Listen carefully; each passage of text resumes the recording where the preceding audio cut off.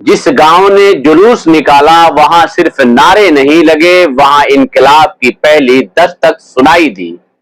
जब ओवैसी साहब का नाम गूंजा तो लगा कि सियासत की जमीन पर कोई नया तूफान आने वाला है।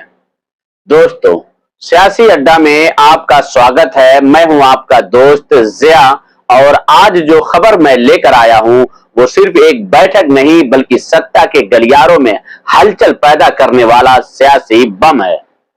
बने रहिए मेरे साथ, क्योंकि ये सिर्फ रिपोर्ट नहीं, ये आवाज है उन लोगों की जिन्हें अब तक सिर्फ खामोशी मिली। समीर ओवैसी साहब जिंदाबाद जिंदाबाद जिंदाबाद, शौकत अली साहब जिंदाबाद जिंदाबाद जिंदाबाद, शमीम खान साहब जिंदाबाद जिंदाबाद जिंदाबाद, घोड़ाहरा की मजलिस जिंदाबाद जिंदाबाद जिंदाबाद, घोड़ाहरा की मजलिस जिंदाबाद जिंदाबाद जिंदाबाद, बागी बलिया जिंदाबाद जिंदाबाद जिंदाबाद, बलिया की मजलिस जिंदाबाद जिंदाबाद जिंदाबाद। बलिया के सदर विधानसभा के गोढ़हरा गांव में एआईएमआईएम पार्टी की जबरदस्त बैठक का आयोजन किया गया। लेकिन ये कोई आम मीटिंग नहीं थी, ये सियासत की वो चिंगारी थी जो आने वाले वक्त में शोला बन सकती है। सदस्यता अभियान के तहत भारी संख्या में लोगों ने एआईएमआईएम को ज्वाइन किया और पूरे गांव में जुलूस निकाला गया। ओवैसी साहब जिंदाबाद, शौकत अली साहब जिंदाबाद, एआईएमआईएम जिंदाबाद के नारों ने आसमान गुंजा दिया। आज ऑल इंडिया मजलिस इत्तेहादुल मुस्लिमीन पार्टी की यह बैठक घोड़ाहरा ग्राम सभा की पाक सरजमी पर जो आज आयोजित है। सबसे पहले इसमें मैं यहाँ मौजूद सभी लोगों का तहे दिल से मकदम करता हूँ, इस्तकबाल करता हूँ। सबसे पहले ऑल इंडिया मजलिस इत्तेहादुल मुस्लिमीन के संस्थापक सुल्तान सलाहुद्दीन साहब, वाहिद ओवैसी साहब को तहे दिल से खिराज अकीदत पेश करते हुए भारत को मान सम्मान और संविधान देने वाले आदरणीय बाबा साहब डॉक्टर अम्बेडकर को संविधान को खिराज अकीदत पेश करते हुए, और तमाम वो लोग जिन्होंने इस मुल्क को बनाने में, बढ़ाने में, हम लोगों तक पहुंचाने में अपनी पूरी ज़िंदगी लगा दिया, अपनी ज़िंदगियों को कुर्बान कर दिया, उन सभी संतों, गुरुओं, महापुरुषों को खिराज अकीदत पेश करते हुए अंधों को आँख, बहरों को कान, गूंगों को जुबान और भारत को मान संविधान देने वाले आदरणीय बाबा साहब डॉक्टर अम्बेडकर को भी खिराज अकीदत पेश करता हूँ कि उन्होंने हम भारत के लोगों को एक ऐसा संविधान दिया जिस पर इस भारत के लोगों को जो कई हजार सालों से जो इंसाफ आपके साथ नहीं हो रहा था, वो इंसाफ इस भारत के केवल एक संविधान के वजह से आज आपको मिलना शुरू हुआ।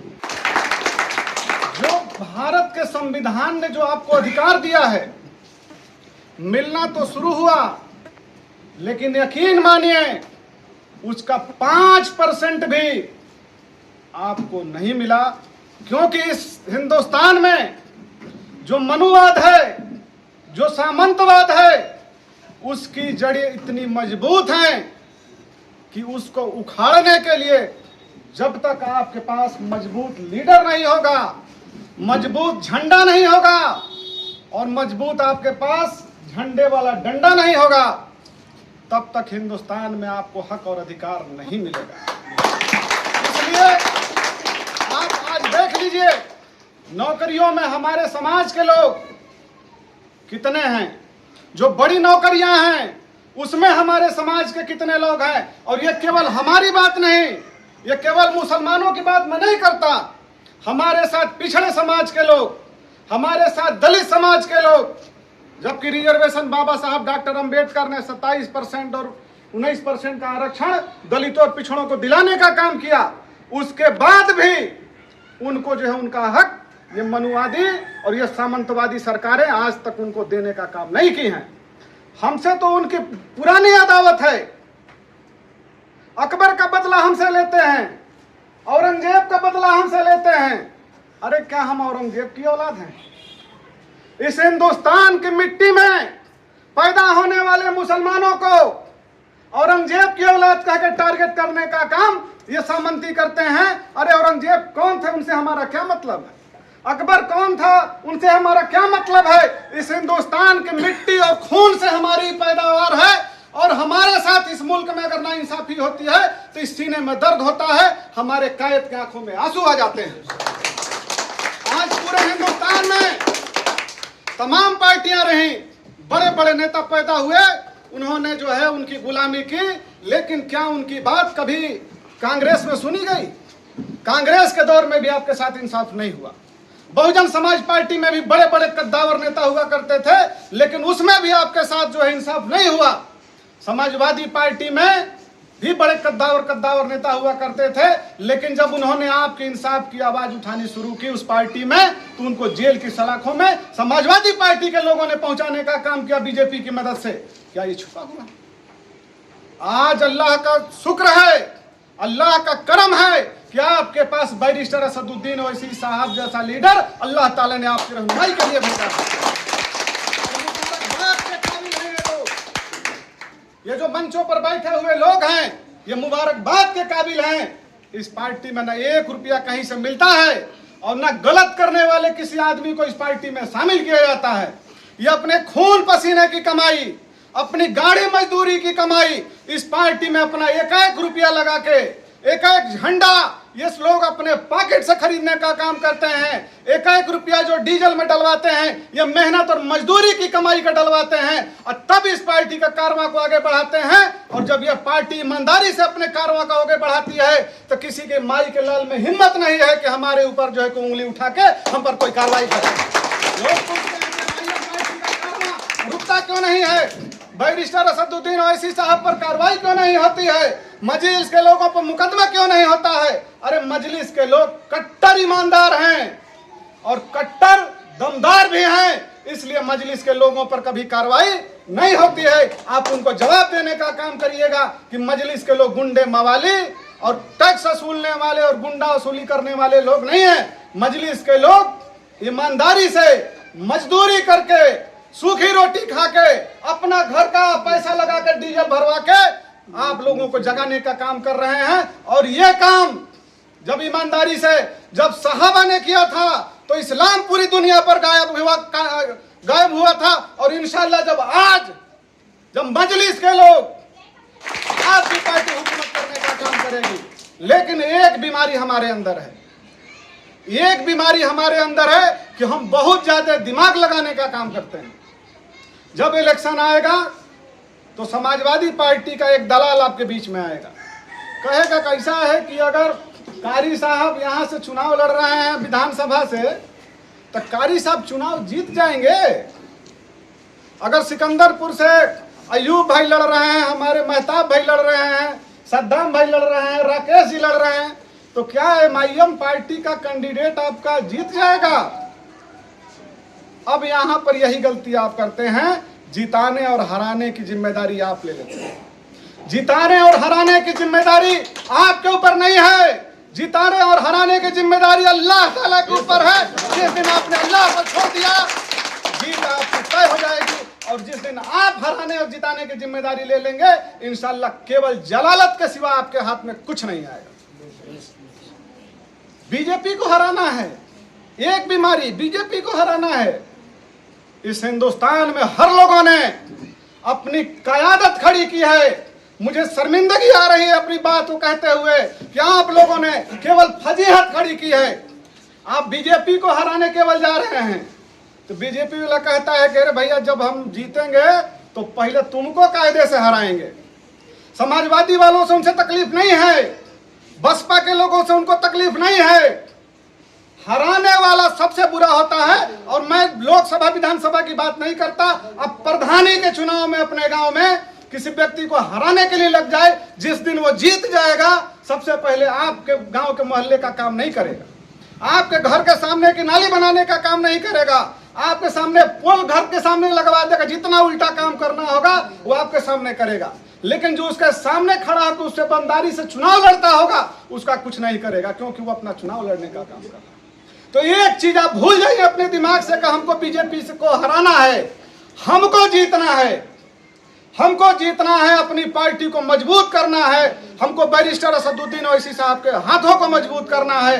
जिस तरह समाजवादी पार्टी अपनी पार्टी का काम कर रही है, बहुजन अपना मिशन कर रही है, कांग्रेस अपना काम कर रही है, आप अपना जिस दिन काम करेंगे बीजेपी वालों को कोई परेशानी नहीं होगी। लेकिन जब स्पेशली अब बीजेपी को हराने के लिए कहीं कांग्रेस पे, कहीं बसपा पे, कहीं भाजपा पे, कहीं सुभाषपा पे उनको लगेगा कि यार केवल यही एक कौम है जो केवल हमको इस मौके पर एआईएमआईएम के प्रदेश महासचिव मोहम्मद शमीम खान ने मंच से एक एक शब्द तीर की तरह चलाए। उन्होंने कहा, जब तक ओवैसी साहब जैसे ईमानदार नेता सत्ता में नहीं आएंगे तब तक बाबा साहब अंबेडकर के संविधान का असली हक दलित, पिछड़ों और मुसलमानों को नहीं मिलेगा। 100 सीट जिताने का काम कर सकते हैं, लेकिन बहुत अफसोस की बात है कि आप एक भी सीट 2022 में जीतने का काम नहीं किए। आज जरूरत है कि आप अपनी ताकत को पहचानिए, अपने लीडर को पहचानिए, अपने लिए संघर्ष करने वाले लोगों को पहचानिए। ये सिकंदरपुर से, कोई बेलथरा से, कोई कहां से, कोई कहां से, ये यहाँ पर प्रधान बनने नहीं आए, यहाँ पर जिला पंचायत बनने नहीं आए हैं।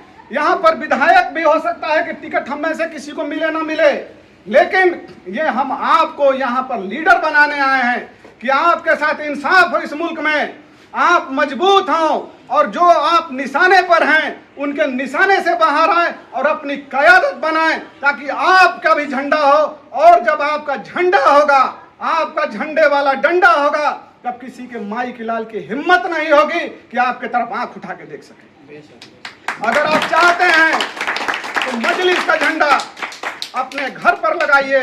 जो आपका बहका हुआ भाई है उसको समझाने का काम करिए और समझाने के बाद उसको कहिए कि जिस दिन तुम झंडा, मजलिस का झंडा अपने घर के सामने गाड़ दोगे, उस दिन कोई आफत बलाए परेशानी और कोई ये जो मुंह नचवा जो घूम रहे हैं आपके नहीं आएंगे और आपको इज्जत की नजर से देखने का काम करेंगे। बहुत लंबी तकरीर ना करते हुए मैं अपनी बात को यहीं पर खत्म करता हूं। खुदा हाफिज, अस्सलाम। उन्होंने साफ कर दिया कि सपा, भाजपा, कांग्रेस और बसपा सभी सामंतियों के चंगुल में फंसी हुई पार्टियां हैं और इनसे बदलाव की कोई उम्मीद करना सियासी धोखा होगा। अब वक्त आ गया है झुकने का नहीं, झंडा उठाने का है। मोहम्मद शमीम खान ने कहा, हमें एआईएमआईएम के झंडे और डंडे को मजबूती से पकड़ना होगा। अगर हम अपने कैंडिडेट्स को जिताकर सदन में भेजते हैं तभी हमारी आवाज गूंजेगी, तभी हमारे मसले हल होंगे। दोस्तों सोचिए, बाबा साहब ने जो संविधान लिखा, क्या वो हमें सही से मिला? क्या दलितों को न्याय मिला? क्या मुसलमानों को सुरक्षा मिली? अगर नहीं तो दोष किसका है? उन पार्टियों का जिन्होंने हमारी भावनाओं से खेला और सत्ता की मलाई खाई। और अब एक उम्मीद है एआईएमआईएम, क्योंकि ये पार्टी सत्ता की कुर्सी नहीं, हक की लड़ाई लड़ती है। हमारी पार्टी के प्रदेश महासचिव, साथ में पूर्वांचल महासचिव, अध्यक्ष, उपाध्यक्ष, जिला महासचिव, जिला सचिव, उपस्थित यहाँ के गार्जियन बंधु को जिला अध्यक्ष की तरफ से हार्दिक स्वागत एवं अभिनंदन करते हैं। दोस्तों, एक जगह हम लोग उपस्थित हुए हैं। वर्षों से जितनी भी पार्टी आई है, भिन्न भिन्न रूपों में हम लोग को शोषण करते चले आए हैं। गरीबी के नाम पर अमीर बनाने के लिए, आपको हक और अधिकार देने के लिए, लेकिन मिला कुछ नहीं। क्योंकि उनका जो नेतृत्व करने वाला है, जो सपा के नेतृत्व है, जैसे बसपा के नेतृत्व करने वाले लोग, कांग्रेस के नेतृत्व कर, उसका मुखिया जो है कितना देख लीजिए कि वो अपने बारे में सोच रहा है कि सबके बारे में सोच रहा है। हमारे ओवैसी साहब है जो बैरिस्टर लिखते हैं और बैरिस्टर हैं, तो जो पढ़ा लिखा लोग रहेंगे तो आप सबके बारे में सोचेंगे ना। जो पढ़ा लिखा रहेंगे वो सबके हित के बारे में सोचेंगे। जितने भी गरीब हैं, दबे लोग हैं, चाहे जिस समाज के हो, उसके बारे में सोचेंगे। क्यों ना एक बार उनको देख लिया जाए हम लोग, और सबसे ये कहा जाए कि सबको हम देख लिए हैं, एक बार इनको भी देख लीजिए। जो पढ़ा विचार के लोग हैं, अच्छे विचार के लोग हैं, पढ़े लिखे लोग हैं, उनको क्यों नहीं सत्ता में लाया जाए और उनका सहयोग किया जाए। सबसे यही गुजारिश करेंगे कि एक एक जो बंदे हैं यहाँ पर, तो उनको वो ये महसूस करें कि हम वही साहब के एक सिपाही है और उनका सहयोग कर रहे हैं और देश के हित में सहयोग कर रहे हैं। देश रहेगा तो हम हैं, और देश के हित में रहेंगे तो अच्छा रहेगा, और देश के मजबूती के लिए तो ऐसी साहब जब मजबूत होंगे तो हम ऑटोमेटिक मजबूत हो जाएंगे। इसी बात अपनी बाणी को विराम देते हैं। एआईएमआईएम के जिला अध्यक्ष राकेश गुप्ता ने एक आईना दिखाया। उन्होंने कहा कि हर समाज ने अपने नेता बनाए हैं, तो हम कब तक दूसरों के नेताओं के भरोसे जिएंगे। उन्होंने कहा अब वक्त है कि हम अपने नेता को पहचानें और वैसी साहब जैसे नेता को आगे लाएं, जो गरीब, मजबूर और मजलूम की आवाज बनते हैं। इस बैठक में जोश, जज्बा और जुनून देखने लायक था। कार्यक्रम की अध्यक्षता तबरेज आलम ने की और संचालन मोहम्मद अयूब खान ने किया। मंच पर मौजूद थे पूर्वांचल के सचिव कारी जफर अहमद, जिला महासचिव महताब आलम, यूथ ब्रिगेड के पूर्व प्रदेश सचिव मोहम्मद अयूब सिद्दीकी, जिला सचिव दीपक यादव, यूथ जिला अध्यक्ष सद्दाम हुसैन, सोनू अंसारी, सिराजुद्दीन अहमद, मोहम्मद इलियास, लियाकत अली, शौकत अली, इम्तियाज अली, अमजद खान सहित कई स्थानीय नेता, इन सब ने एक ही आवाज में कहा अब हम चुप नहीं बैठेंगे, अब मजलिस को मजबूत करेंगे। क्या आप मानते हैं कि अब हमें अपना नेता चुनना चाहिए? क्या आप चाहते हैं कि बाबा साहब का संविधान सही मायनों में लागू हो? तो नीचे कमेंट में लिखिए कि हम साथ हैं एआईएमआईएम के, और वीडियो को ज्यादा से ज्यादा शेयर करें ताकि सच्ची आवाज हर घर तक पहुंचे। दोस्तों, ये सिर्फ एक सभा नहीं थी, ये एक आगाज था, एक नारा नहीं, ये एक मिशन है। और अगर आप भी बदलाव चाहते हैं तो अब वक्त है मजलिस के साथ कदम से कदम मिलाकर चलने का।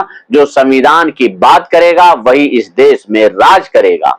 अब ना कांग्रेस, न भाजपा, न सपा, न बसपा, अब सिर्फ एआईएमआईएम। चलिए मिलकर वो सफर शुरू करें जो सत्ता तक नहीं, इंसाफ तक ले जाए। जय हिंद, जय भारत। मैं हूं जिया। मिलते हैं अगली सियासी दस्तक के साथ। तब तक इजाजत दीजिए और याद रखिए, सियासी अड्डा सिर्फ खबर नहीं, इनकलाब है। इस खबर में बस इतना ही। मिलते हैं अगली खबरों के साथ। तब तक आप अपना ख्याल रखें। शुक्रिया।